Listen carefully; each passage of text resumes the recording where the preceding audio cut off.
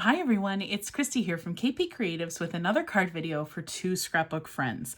Today we are going to be getting really inky with some Distress Oxides, and we're going to be making a really fun Halloween card with a new stamp from Tailored Expressions. So I've got the list of supplies here. I'll pop this up again at the end of the video, but let's get into our card project for today. So we're going to be doing some ink blending with Distress Oxides. I'm going to be using Wilted Violet, Twisted Citron, and Carved Pumpkin. We're also going to be using Black Soot. The technique we're going to be using today is a bit of Emboss Resist, but it's called Joseph's Coat. So if you've seen Joseph's Coat techniques in other craft videos, you'll know what I'm talking about. If you haven't seen it, you're in for a great surprise, and I'm really excited to take you along in the journey of this card today. So we are going to start by getting our blender brushes out and our Bristol Smooth cardstock for inking. So the stamp that we're going to be using as we work through this project is this great Eat, Drink, and Be Scary. It is a rubber stamp from Tailored Expressions. It's already in my Misty, but it also comes with this set of fun acrylic stamps. I don't think we're going to use these today. We'll see how things go as the project moves along, but I think we're really going to be using this great statement stamp that takes up almost a whole card front for our project. So what we're going to do first is grab one of our pieces of Bristol Smooth cardstock, and we're going to start by ink blending. So in a few of the videos, we have shown ink blending with Distress Oxides. I think all of us at Two Scrapbook Friends love blending with oxides because they are super creamy and they're one of the easiest types of ink to blend with. So they are a hybrid of dye and pigment inks. So you get some really cool effects when you use Distress Oxides. But if you can see, like, just that couple of layers and we already have this fantastic orange popping right on our cardstock. So I'm inking up the whole panel. The whole panel is not going to be visible in the way that you're seeing it now at the end of the card project. So again, we'll take you along in the Joseph's Coat journey here, but this is what we're going to start with. So I'm going to move on to the Twisted Citron Distress Oxide, and grab my green blender brush here, load it up, and I'm gonna go right in from the side and start inking up, get that nice green going on our card panel here. So if you're new to ink blending, sometimes I think when, I know when I started ink blending, I used to think, oh, I shouldn't be getting too much ink down on the paper because I thought that would like mess up the blend, and that's completely wrong. So when you are ink blending, you actually need to load up your paper.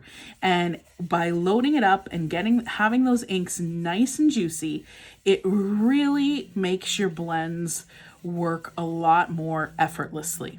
So you see we've got this transition from orange to green. I'm going to come back in with my orange brush. I'm not going to load any of the Carved Pumpkin ink on it. I'm just going to lightly go over that transition to soften the blend a little bit. Then I'm going to go back in one more time with the Twisted Citron, and I'm pretty happy with that transition now. So since we're going to move to the purple, I'm just going to bring in a baby wipe and wipe off my glass medium out here. So I really like ink blending on this glass surface. Super easy to clean up. I'm gonna just grab a paper towel to dry that off so we don't get any moisture on the back of our card panel. So now we'll move to the Wilted Violet. One of the things that's good to know about Distress Oxides, again, if you're not familiar with them, if you are familiar with them, I'm sorry, you've probably heard this 1,000 times. They do stay wet longer than standard dye inks. So when you are ink blending on them, and I'm just gonna tilt this in the light, I'm not sure if you can see, but it's still a little wet. So you can see through here and here, there's still moisture on the cardstock. So for blending, I'm just gonna put a piece of scrap paper over this edge because I don't want my fingerprints in the ink. And if I went straight on like that, right onto the ink, my fingerprints would be on there. So we're gonna get our purple blender brush loaded up with that juicy wilted violet ink. And we're gonna go direct to paper and get this blend going. Now the blend from the Twisted Citron to the Wilted Violet is not going to be the most natural looking blend you've ever seen in life, but it's going to be okay because we're actually not going to leave this card front as is. So just stick with me as we work through this one. So now that we've got a base layer of the Wilted Violet down, I'm going to come back in with the Twisted Citron. I didn't load anything up on my brush. I'm just going to go in and start to soften the blend between the two colors. So you can see there we're making that transition from the green to the purple. And I actually am pretty happy with how that looks as is. I'm going to leave it and set this panel aside to dry. I'm going to bring in a baby wipe again, just get our surface nice and clean. Tidy up our 3 colors of Distress Oxide, and we'll put the black soot in there, getting ready for, actually I'll leave the lid on right now, but getting ready for what comes in a little bit on our project. So as I mentioned, the Distress Oxides take a while to dry. So this panel is still pretty wet. If you are working in real time and you want to move on to the next step of this project, you definitely want to heat set this. So grab your embossing heat tool or your Ranger heat tool and heat this until it's dry. I have a couple of other panels that I did earlier. They are nice and dry, same color combo, and you can see like this blend isn't perfect, right? It's definitely not perfect, but it's going to work for the technique that we're going to be using today.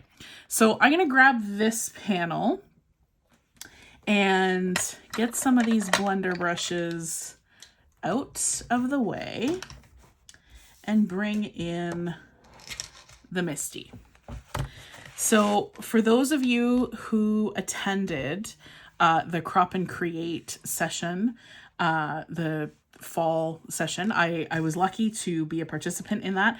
And I made so many cards and worked my Misty so hard that I popped a hinge on my Misty and I had to order a new one. So 2 scrapbook friends had these in stock, so I was able to get myself a nice new Misty. So this is my first time using it. So so thanks for being here for the first stamp of the new Misty. So I've got my stamp loaded up in the corner. I'm going to bring in our card panel, get that tucked in nice in the corner. And I'm going to bring in one of these great grid sheets from Tailored Expressions. And I'm going to put that right in the corner so I can see where the stamp is going to sit on this card. So I can see that I've got some nice borders on each side, and I've got an even border on the top and bottom. So that's great for me. So if stamp placement is something that kind of trips you up in your card making, these sheets are great. They come in a pack. There's 3 or 4, I can't remember, in the pack. They're different sizes. So one for a standard A2 size card, there's one for slimline, and then I think there's one that fits almost the whole size of this size of Misty. So they really are a great tool to have in your collection. So now what we're going to do is grab our anti-static powder tool. I have this one from Tailored Expressions. It is great. So what you want to do is either take your tool like this or your powder bag, whichever kind of tool you're using, and you want to get it loaded up with the powder. And this is going to remove any of the oils or static on your card base because we are going to do some heat embossing. So I'm comfortable that that is nice and protected. I'm just going to do a double check, make sure we're in the right spot. Perfect. Next step here is to take your Versamark or whatever embossing ink you are using, and you want to ink up your stamp. So we're going to get this Eat, Drink, and Be Scary stamp inked up. So the embossing ink is clear. It's a nice, clear, sticky ink. And we're going to bring in our smusher tool and get this stamped down on our card panel. We want to make sure we're applying good, even pressure to get a great impression. So lift up the door, and I am going to ink this up one more time. So again, making sure we're getting that Versamark sticky ink in all the nooks and crannies of this stamp. Close the door of the MISTI. We know our card did not move, so it's going to stamp in exactly the same spot. Again, give that nice even pressure with the Maker Forte smusher tool. And lift up. So now what we're going to do is I'm going to bring in a piece of scrap paper. This is actually a list from when I was first planning this video, and I had put down that you needed Versamark Onyx Black ink, and then realized, whoa, that's not what I needed for this project. So this was scrap paper. So I'm just going to pop down some Lawn Fawn clear embossing powder. Use whatever clear embossing powder you have in your stash. Get it loaded up on top of that image. Turn it over, tap, tap, tap, get rid of the excess, and that looks awesome. So we got a great impression, and we have a really nice image covered with the embossing powder there. So I'm going to put the embossing powder that we didn't use back into the container, almost all back into the container. I'll have to clean the rest of that up later. So very carefully we'll move the MISTI over so I can save that bit of embossing powder. And now I'm going to grab my tweezers and get my heat tool nice and hot. So apologies for the noise. Just getting this heat tool nice and warm so that when we bring it to the paper, we're not holding it too long on our card project. So that's probably good. I'm going to bring it in. And what this clear embossing powder is going to do is it's going to trap our ink blend underneath where the stamp is. So you're going to be able to see right now we're melting that embossing powder. It's getting shiny on top of the ink that's there. And it's going to trap that ink under there, because what we're going to do next is bring in our black soot distress oxide and an ink blender brush, and we are going to ink up the rest of this card front in black. And that is why this technique is really cool, and it's called Joseph's Coat, because the colors shine through the black ink, as you'll see as we move on here. So just getting to the last part of this stamp, and I'm just going to tilt this in the light so that I can make sure I've got all of the spots that I need to be nice and shiny. And I think we are almost good to go. Just a little bit more on the word drink here. Yeah, there we go. Actually, sorry, there's one more spot.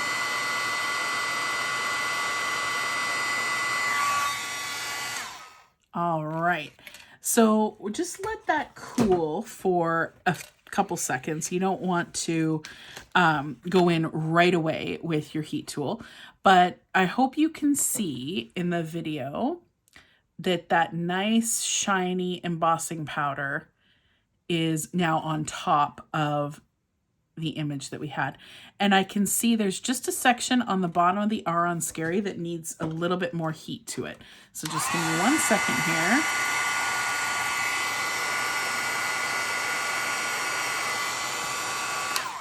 There we go. So if you're new to heat embossing, you do want to play around with the image that you've got by just tilting your paper in the light so you can make sure that all of the embossing powder has been melted on your project. So this looks great. You can see we've got a little bit of warping, but it's fine. It'll work out. We're gonna put some foam tape on the back and you'll never know the difference. So I'm actually gonna bring in a microfiber cloth and just wipe down this panel because I want to make sure all of that dust from the anti-static powder tool is off our panel and any stray bits of embossing powder are gone also.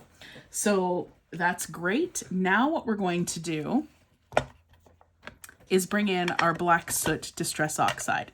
So I've got my black blender brush here. Now this can be kind of scary. As we go in with the black, and we're just going to go direct to the panel and ink it up. So you can already see that that clear embossing powder is resisting the black ink. Isn't that so cool? So it's resisting the ink. It's going to keep the color trapped underneath. Don't worry about the black ink that's pooling on top of the embossing right now. When it dries, we're just going to buff that off. So it's not a big deal. Again, I'm going to bring in a piece of scrap paper so that I don't get fingerprints on my project. And I'm just going to keep very simply loading up this panel with the black soot ink. You can use any type of black ink that you've got in your stash. I think any kind would work for this. I like the oxides because they feel, like thicker, creamier ink. So I find it blends really easily. You might have to work a little harder at it if you were using a dye ink.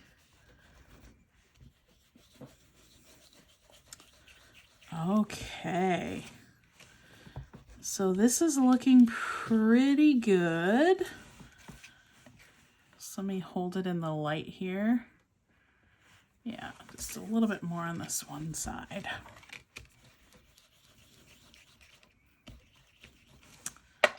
Okay, so close up that ink. Let's set our panel off to the side. Get this surface cleaned up because that black ink will get on everything if we don't clean it up. Just gonna check my hands too and make sure I don't have any black ink stuck on my fingers.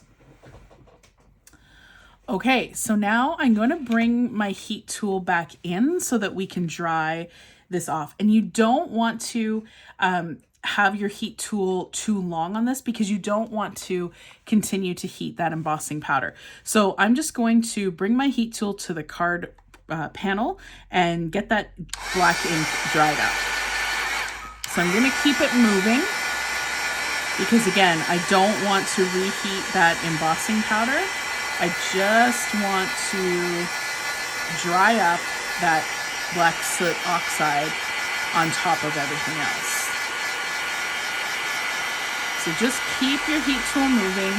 You can also, if you are a patient person, unlike me, you can just let the panel dry and it would be fine. You could come back later and you'd be good to go. Or if you're mass producing cards like this, you just move on to your next one and you're all set. Okay, so I think that's going to be good enough for what we need to do at this point in the project. I'm going to bring in a piece of paper towel and start to buff off the letters from the stamp that we have. So here we go. So I just love this part of doing this technique of when you see the great vibrant colors shine through, and especially for cards like Halloween cards where, you know, they're kind of, you want some darkness to your cards at this time of year for Halloween. And I think this is a great technique to use. And I love this stamp because it takes up so much room on your card front. So you can see we've got those colors of the carved pumpkin, twisted citron, and wilted violet shining through. And I just think that is awesome. So the panel, that the size that I was ink blending on was 4 1/4 by 5 1/2. So standard A2 size card front. I'm going to cut this down. I'm going to take 1/8 of an inch off each side of this card. So at our finished card panel size is going to be 4 inches across by 5 1/4 inches tall. So let's bring in the heavy machinery. We've got the Tim Holtz paper trimmer here. And I'm just going to keep this piece of scrap paper handy so that my fingerprints don't get on our project here. So we're going to take 1/8 of an inch off this side.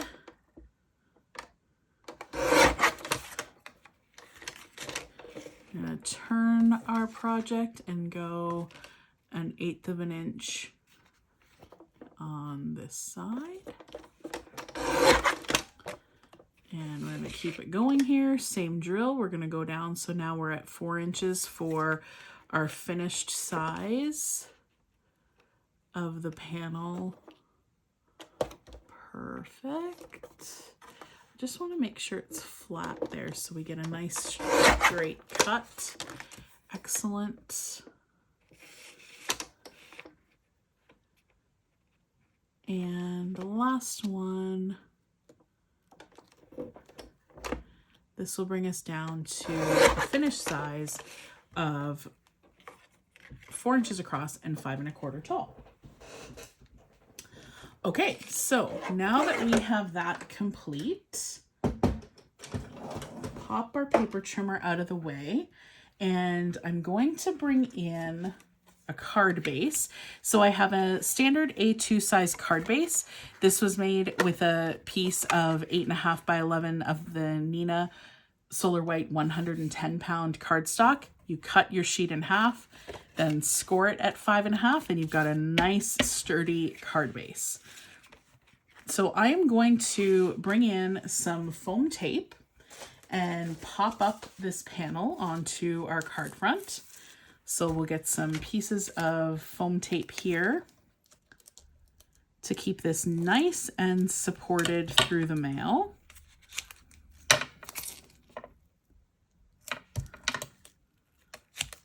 We get 4 pieces here.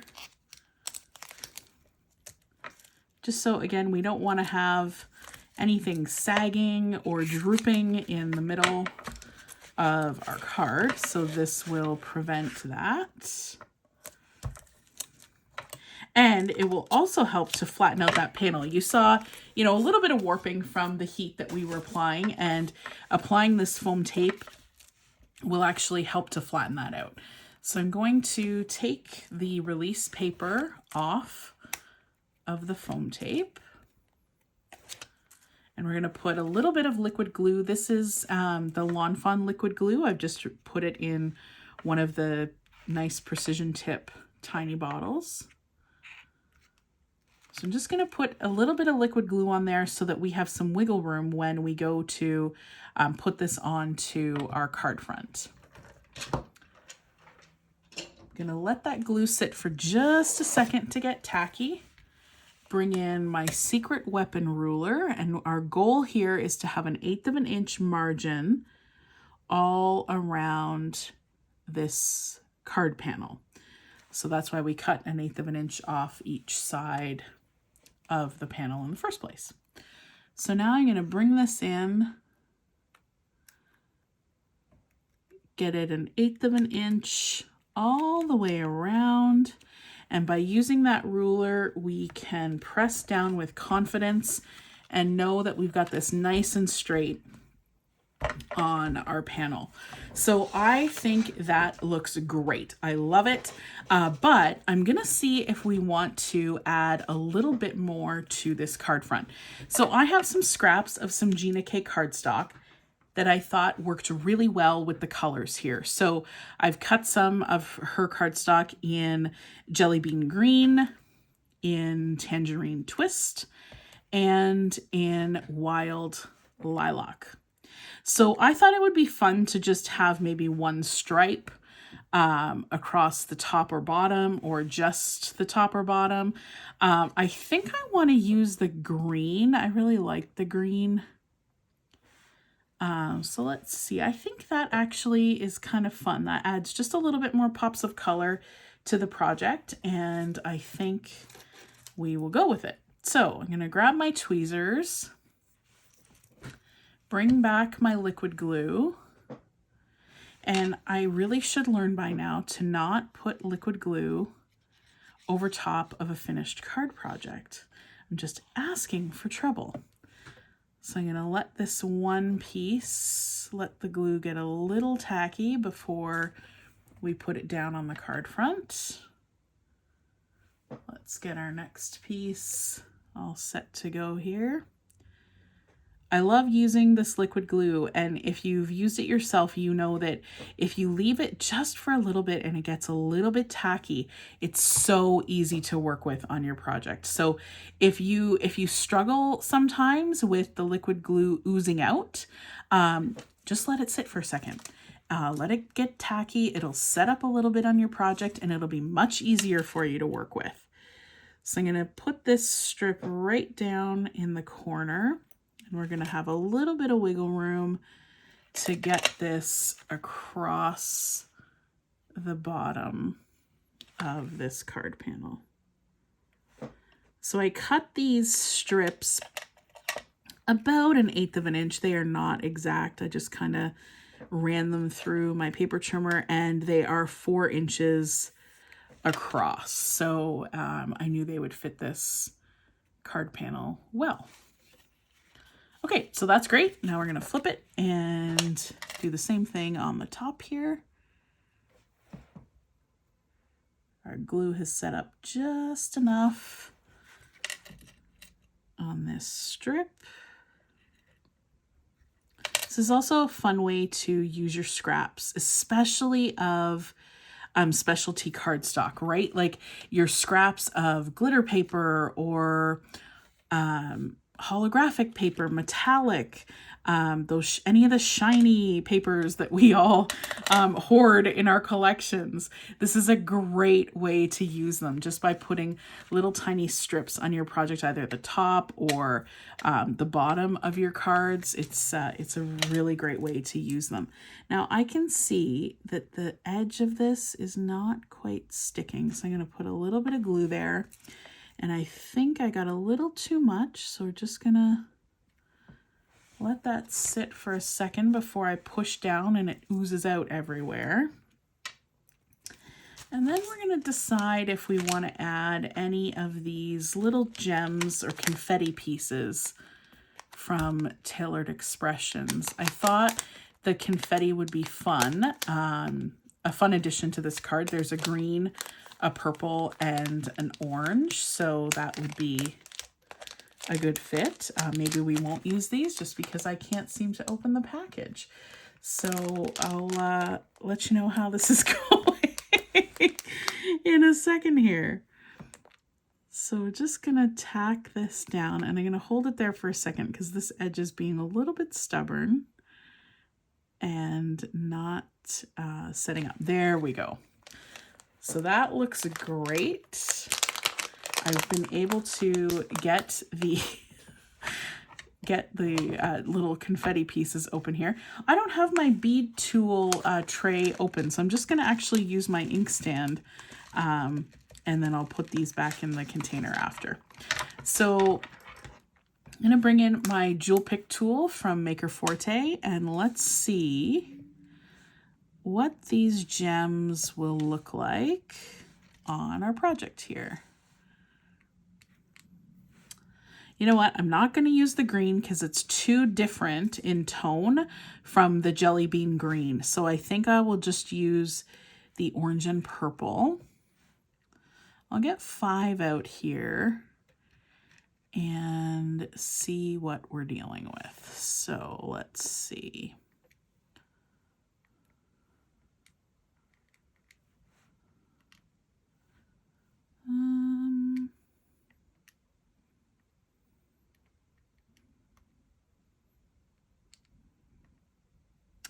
Not sure I totally love it with the gems, actually. I might just leave it without. I think this card really packs a punch with just the strips of paper and the sentiment itself.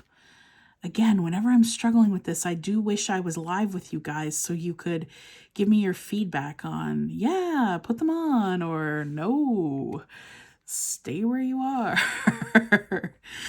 Know your limits and play within it. Actually, I think that is quite fun, this arrangement here. So we are going to go with it. So let's get, again, our liquid glue. We're going to put a couple of tiny dots on our project. We'll scoot our little confetti pieces out of the way. We're going to let that glue set up before we go back and put our little gems on. And again, this is what I mean by letting the glue set up. If it's something that you've struggled with before, if you're putting sequins or gems on your project and you put them on and they just start to wiggle, just wait a little bit. Let the glue set up and it will be much easier. And it also really helps to use one of these jewel pick tools with the tacky end. Game changer in working with sequins. So there we go. This one had a little bit of glue ooze out, but that is okay. The glue we are using will dry clear.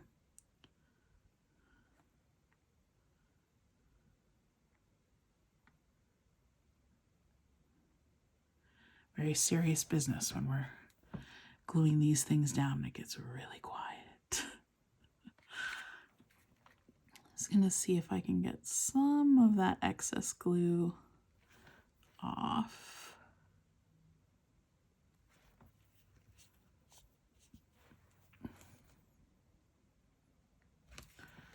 Okay, that looks great. And that is our finished card project for today. So I hope that this showed you a new way to work with heat embossing, to work on your ink blending, trap that ink inside with some clear embossing ink, and then go over it with a dark color. I've been playing with this technique in going over it with other colors other than black. So hopefully we'll get another video out to you soon where you can use other colors just to show you the versatility of this type of technique. So there we go, using Joseph's Coat technique for a super fun Halloween card. I hope you guys are all having a great fall so far. Thank you so much for joining us. If you have a moment, please subscribe to the channel, hit the notification bell, and you'll get notified when we post new videos. Thanks for joining us, and we'll see you next time.